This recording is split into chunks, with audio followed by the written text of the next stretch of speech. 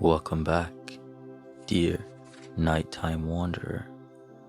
My name is Silas, and I'm your storyteller here at Slumberlight Tales. I'm very glad that you found your way here tonight, to this quiet corner of the evening, where stories move slowly, the world grows softer, and the only thing left for you to do is rest. So before we step into the snow together, take a moment to arrive where you are.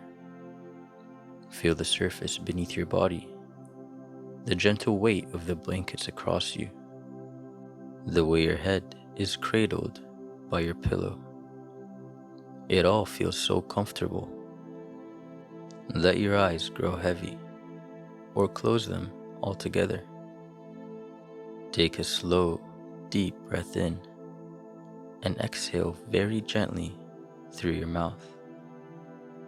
You've done enough for today. Every worry, every task, every little thread of thought can wait quietly until morning. Tonight, I'd like to carry you up into the mountains, into the heart of a winter storm, and then to a hidden place of warmth and firelight, of pine and spiced tea, and an old friend who's been waiting for you for longer than you know. When you're ready, let the room around you fade and step with me into an old mountain trail. The story begins with snow, not just a few lazy flakes drifting down from a gray sky, but a steady, whispering fall that has been thickening hour by hour on a narrow path high above the world. You stand alone on that path, a spice merchant following an old trade route you could have once walked with your eyes closed. At your hip, your satchel hangs heavy, its leather softened by years of travel. Inside, glass jars press gently against one another with each step you take, their faint click a familiar, comforting chorus. There's cinnamon bark in there, deep brown curls that smell of warmth in kitchens and long ago autumn evenings. There's starred anise, shaped like tiny, 8-pointed stars, fragrant with licorice and smoke. There are cardamom pods, pale and green, with seeds that hold the taste of distant markets, and a small pouch of saffron threads that glow like trapped sunset whenever you open it. You can't smell them clearly now, not out here in the sharp, high cold of the mountains, but every so often the satchel shifts and the faintest breath of spice escapes, threading its way through the clean, icy air. The path beneath your boots is mainly hidden, buried under a soft, deepening layer of white. Each step sinks with a muted crunch, the sound swallowed almost at once by the falling snow. The world around you is shrinking, the familiar landmarks blurring into white shapes. A standing stone that once marked a crossroads is now a gentle mound under the snow. A bent old pine that used to lean over the trail is a shadow, a suggestion of branches lost in the swirling white. The wind has a voice up here. At first, it was only a low murmur, a cool breath along your cheeks.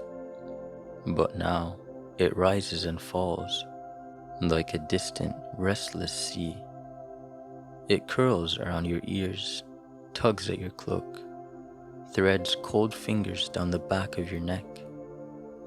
Snow clings to your hair, your lashes, melts in tiny, cold kisses against your skin. You pause for a moment, drawing your cloak tighter around your shoulders, feeling the weight of your satchel rest solidly at your side. For just a heartbeat, you close your eyes. In the darkness behind your eyelids, the mountain path is replaced by a memory. You see a bustling market square at dusk, lit by lanterns in shades of amber and ruby. The air thick with scents of roasted nuts and sweet bread. You hear laughter, the rattle of cartwheels on stone, the soft murmur of haggling voices. And somewhere in that memory, in that golden light, you hear a laugh you haven't heard in years. Warm, low, and endlessly patient. You open your eyes again. The market is gone. The mountains remain. But as the wind shifts, you hear something else. Footsteps, not your own. At first, it's just a suggestion, a different rhythm beneath the wind. A crunch, a pause, a crunch, and another pause, coming from somewhere ahead of you on the trail. You squint into the white. The snow is falling thickly now, a curtain of tiny tumbling stars. And then you see it, a glow, a small golden circle of light, bobbing slowly, nearer through the storm, like a lantern floating on a sea of snow. Your heart lifts before you even decided to feel relieved. Something about that light feels familiar. It comes closer, growing brighter, warmer, until at last the figure carrying it steps into view. She stands a few paces ahead of you, boots planted firmly in the snow, cloak drawn closer on her shoulders. The lantern she holds casts a gentle halo of amber light across her features.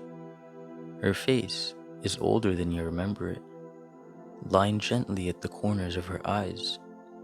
But those eyes, they are the same.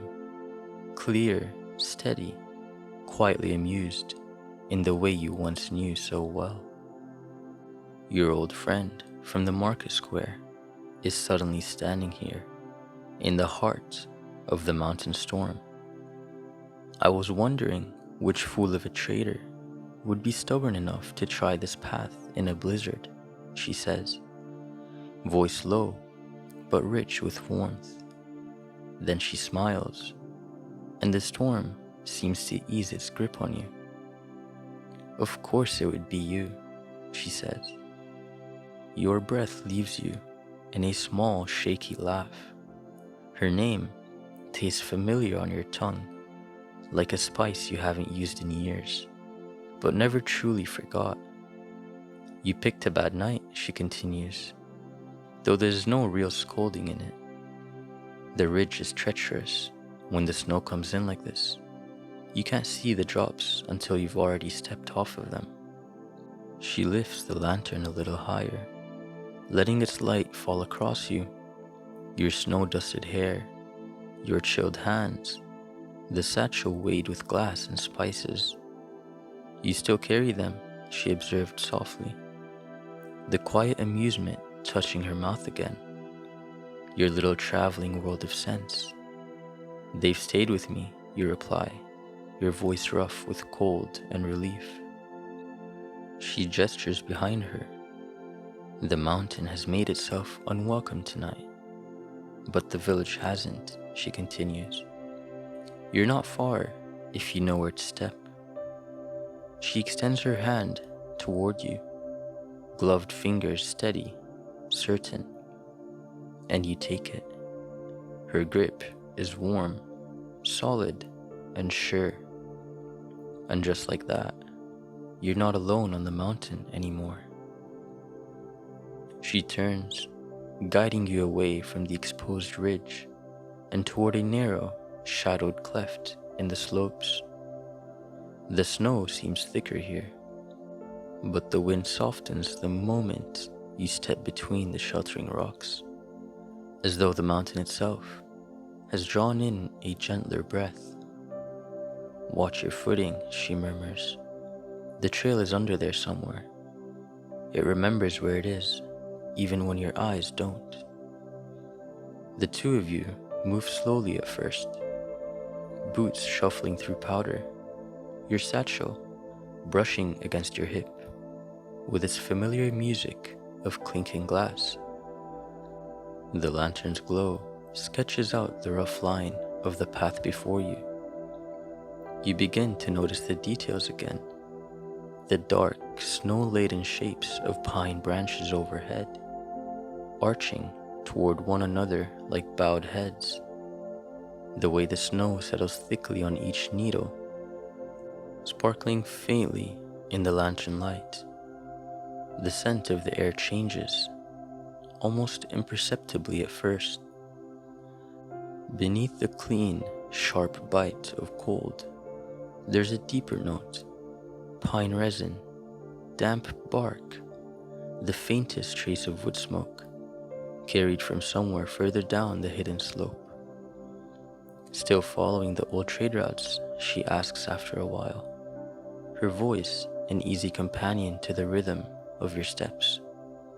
You nod, though she can likely only see the movement as a soft shadow in the lantern glow. "Some routes," you answer, "some new paths too. But I keep coming back to the old ones. There's comfort in knowing where the road will bend." She hums quietly in agreement. "The mountain's paths do change over time," she says, "but the heart of them stays. Some tracks are stubborn, like certain spice merchants I know." You laugh, the sound dissolving into the soft hush of the snow. As you walk, the world around you grows quieter still. The storm becomes something distant, a roar above the treetops that can't quite reach you beneath the thick canopy of branches. The forest here is dense, pines rising tall on either side of the trail, their trunks dark and straight, their branches heavy with glistening white.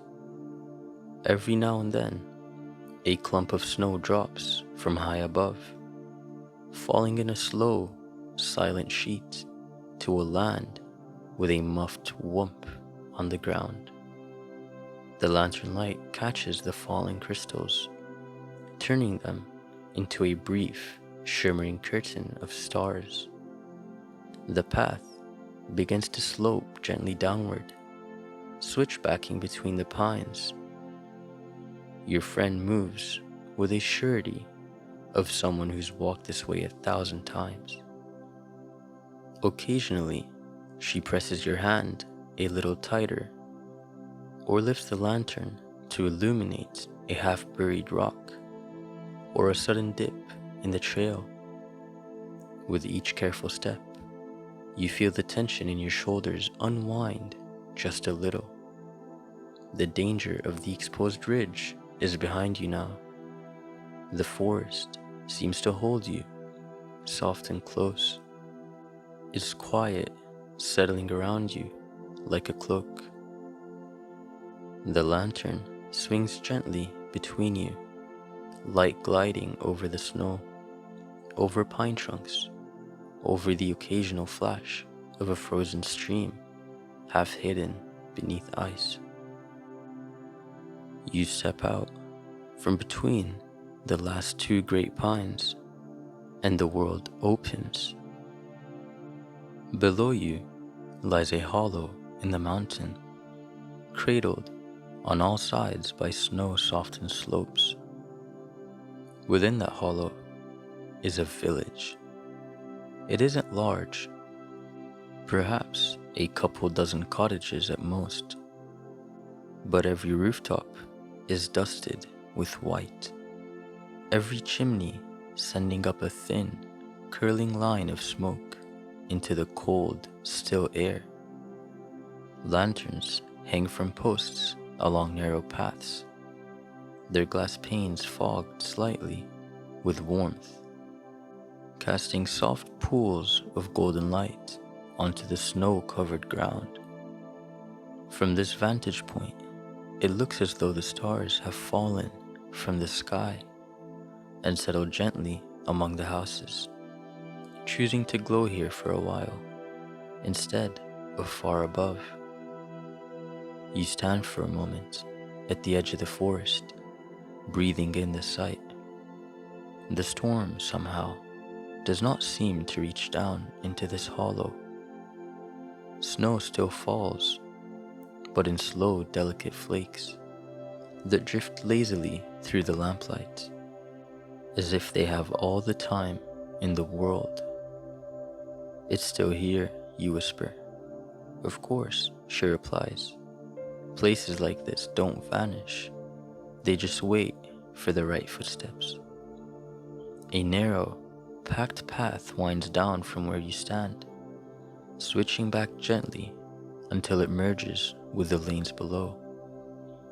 Your friend leads the way, boots sure on the snow. You follow, the village drawing nearer with each step. As you descend, sound reaches you in soft, distant threads. The murmur of voices from behind a window, the creak of a door being closed, the faint clink of crockery from a kitchen, the soft thunk of log being set carefully onto a fire. When you reach the first cottage, you can see light spilling out from a low, square window. Through the glass, fogged around the edges, you glimpse a small table, a bowl of oranges, a pair of hands gently kneading dough. The air on this little lane is rich with scents now: baked grain, faint traces of honey, the crisp sweetness of snow, and always, beneath it all, the resinous breath of the pines standing guard around the hollow. You walk between the houses, your friend's lantern guiding your way. To your right, a weaver's cottage. Through the open shutters, you see lengths of cloth in deep forest green and midnight blue, hanging from a line near the ceiling. An elderly woman sits near the hearth, gently moving a shuttle back and forth across the loom, her movement slow, steady, as if she has all winter to finish. To your left, a small workshop where carved wooden spoons and bowls are stacked neatly in baskets by the door. The smell of freshly cut wood mingles with that of soup from the next house over. You pass a tiny chapel of sorts, not to any name you recognize, but to the mountain, to the pines, to winter itself. A cluster of little stone figures stands under an overhanging rock, each dusted with snow and wrapped in a loop of red thread. A wreath of dried berries and pine cones hung above. Children's footprints pattern the snow in front of it, already half filled by the steady, gentle fall. Everywhere you look, there is light. Not the harsh, glaring light of cities, but soft, lamp-like gold, leaking under door frames, glowing in narrow windows, reflected in the eyes of those few villagers who glimpse you passing by. No one seems startled by your presence. An old man sitting on a bench beneath a lantern raises a hand in lazy greeting, his breath misting faintly in the air. A young woman clearing snow from her steps pauses to nod, her eyes flickering from your face to your spice-laden satchel, and back again, with quiet curiosity. Your friend smiles at them all, as if she's known them for years. She probably has. You feel a peculiar sense of belonging settling around your shoulders. As tangible as the quilt you haven't yet met. "Home?" you ask softly, glancing at your companion. "One of them," she replies. "Enough to keep the kettles boiling and the snow on the right side of the windows." She gestures toward the far edge of the village, where the houses thin out again, and the forest steps closer. "Mine's just there. Come on. You've earned a fire," she says.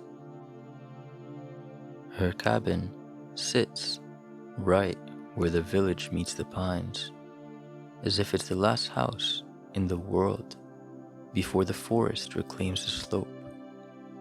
It's a modest building, its roof curved under a thick, soft layer of snow, its walls made of dark, weathered wood that seems to absorb the lantern light and then give it back in a gentler glow.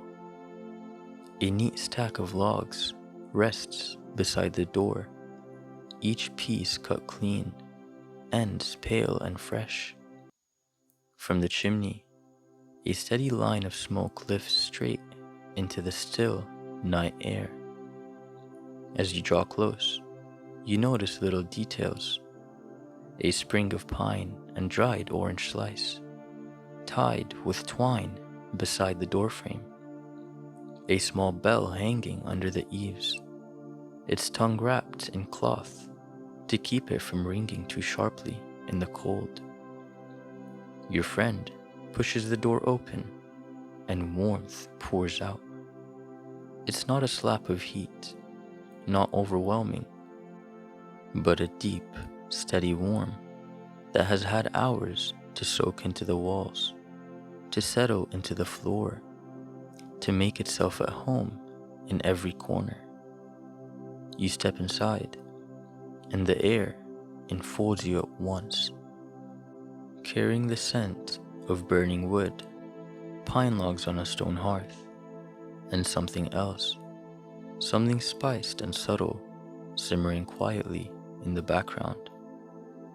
You shrug your cloak from your shoulders, feeling the chill melt off your skin like frost under morning sun. The room is small, but every part of it seems touched by care. A wide hearth takes up most of one wall, stones darkened by years of use. A good, steady fire burns there now, not roaring, but crackling comfortably, its flames flickering in shades of amber and gold. On a trivet near the coals, an iron kettle puffs out a thin, fragrant steam. A low table stands nearby, its surface smooth with age, set with 2 clay cups and a small wooden bowl filled with thin curls of dried orange peel and a handful of cloves. A generous armchair waits on one side of the hearth, its cushions plump, its back high enough to cradle a weary head. On the other side, a long, cushioned bench is piled with quilts and knitted blankets in shades of forest green, soft brown, and warm glowing red. The floor is covered with woven rugs, thick enough that your boots sink just a little with each step. The walls are lined with shelves, some holding jars of dried herbs and tea leaves, others laden with wooden boxes, small carvings, and a row of worn, well-read books leaning companionably against one another.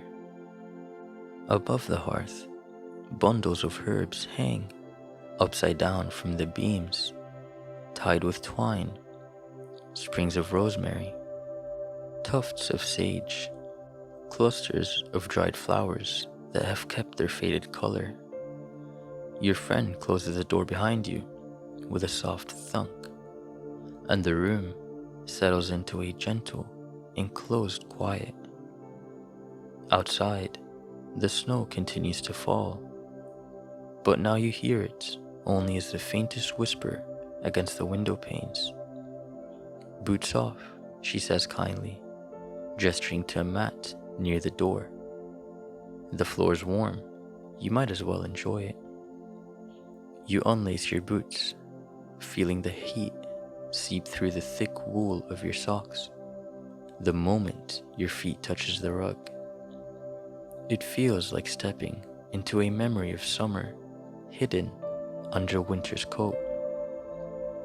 She takes your satchel from you with familiar care, setting it down near the table.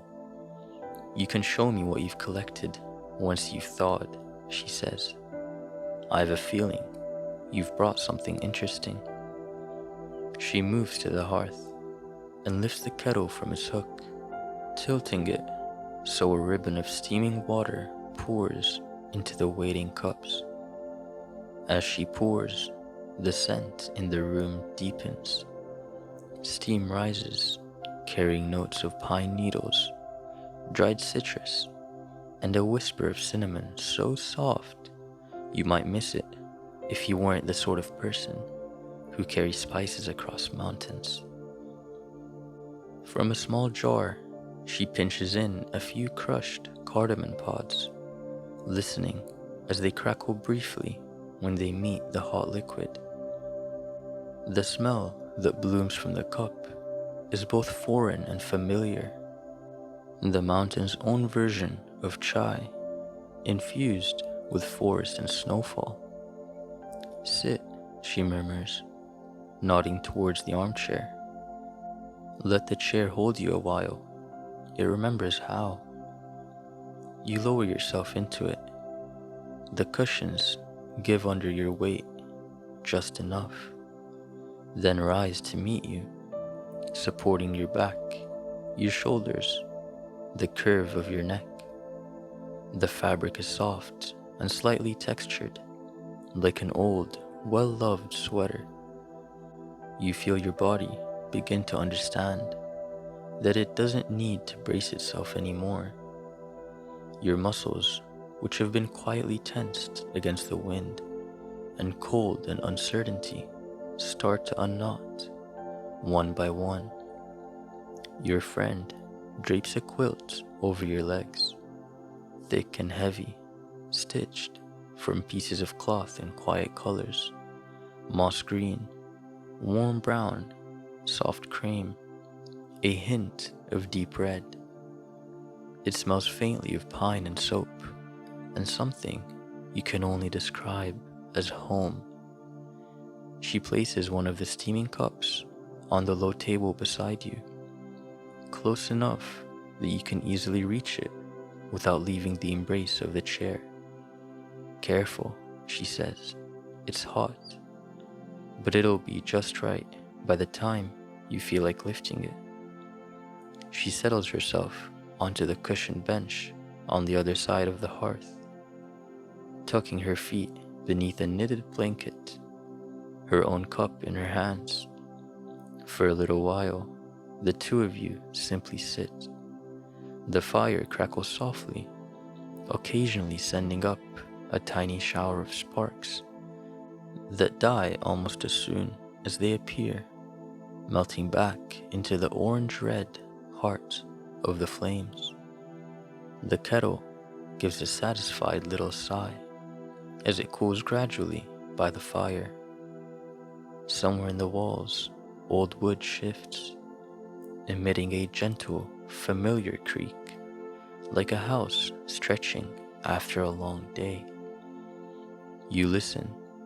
You feel the warmth against your shins, the weight of the quilt resting over your legs, the slight, pleasant heaviness in your eyelids. The room is a cocoon of gold and amber. Outside is all silver and white, the silent, snow-soft world, kept at bay by stone and wood and care. When you lift your cup, the ceramic is warm against your fingers. You bring it slowly toward you, letting the steam brush your face like a veil. You inhale. The scent is deep and layered. First comes the pine, not sharp, but softened by warmth, like the memory of a winter frost brought indoors. Then the spices, cardamom, a hint of clove, the faint echo of cinnamon, each note drifting up one by one, like instruments joining a quiet orchestra. You take a small sip. The tea is hot, but not scalding. It spreads through you like liquid firelight, warming your throat, your chest, your stomach, until you feel as though you're being warmed from within by a second, smaller hearth. You exhale slowly, the tension in your jaw loosening, your shoulders sinking a little deeper into the chair. "That's better," she says softly, watching you with a small, satisfied smile. You look more like yourself now, and less like a snowdrift. You chuckle, the sound lazy and quiet. She takes another sip of her own tea, then sets the cup down gently. "Well then," she says, voice dropping into a lower, softer register that matches into the rhythm of the fire. While the storm forgets about you and the tea does its work, tell me, where have your spices taken you since we last shared a winter's night? You begin to talk, not in a rush, not with the urgency of someone trying to tell everything at once. Instead, your words come slowly, like snow settling on a branch. One detail, and then another, and then another.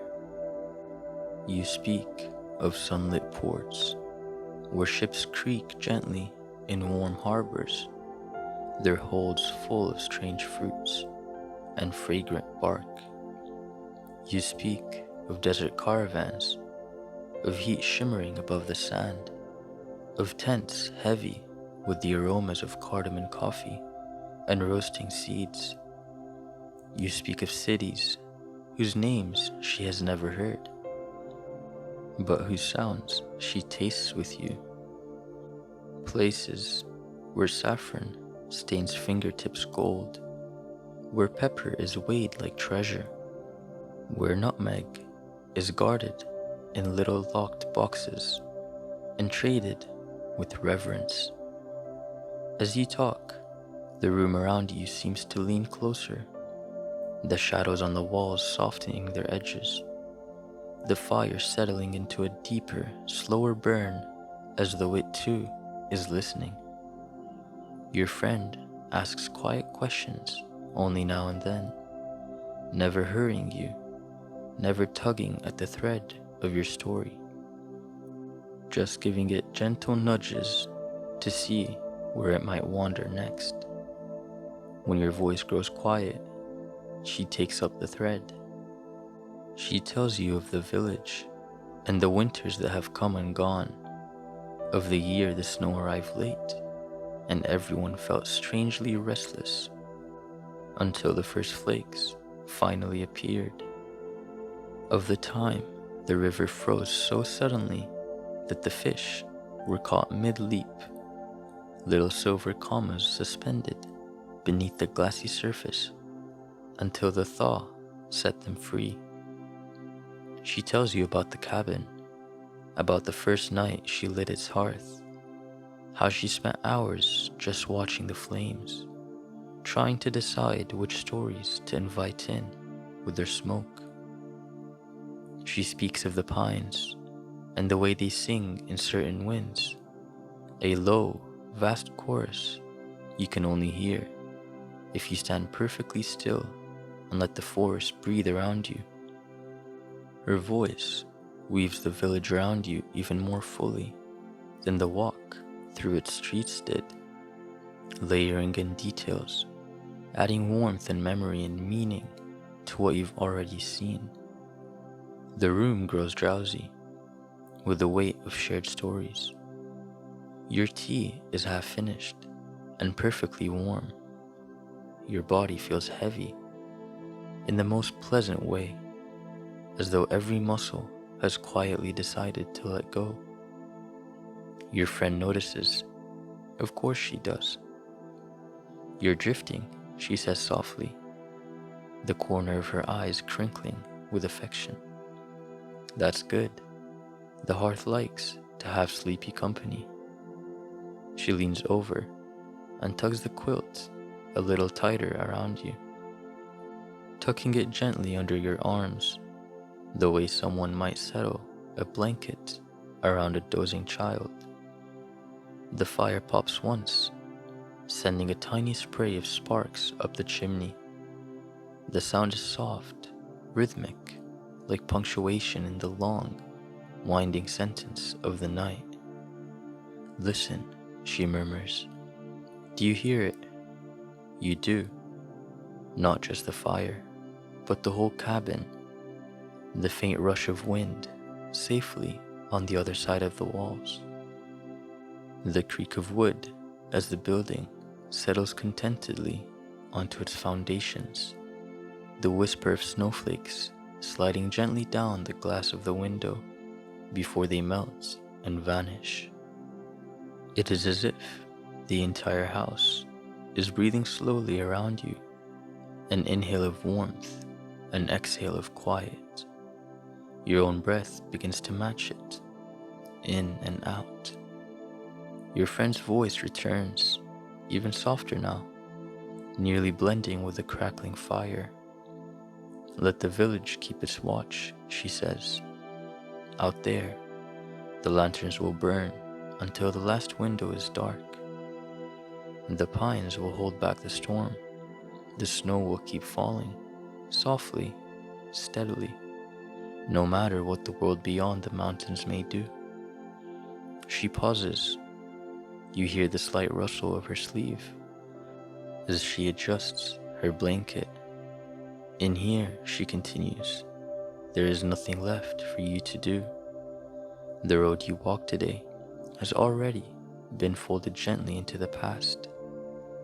The jars in your satchel are safe where they rest. Every spice, every memory, every place you've ever carried on your back is resting with you now, quiet and content. Her words move through you like the warmth of the tea, settling into spaces where worry sometimes lives. You are sheltered, she says. You are warm. You're welcome. The cabin, the village, the night. None of them ask anything of you, except that you breathe and that you rest. She lets the silence grow for a few heartbeats. All you hear is the slow, steady crackle of logs and your own breathing. Your eyes drift, closed fully now, if they weren't already. The storm will travel on without you, she adds, her voice almost a whisper. By the time you wake, it'll be nothing but a memory, like a story someone else once told, about a road you no longer need to walk. For tonight, your journey ends here, at the hearth, beneath the pines. So sleep well, my dear wanderer, until the next story meets you once more.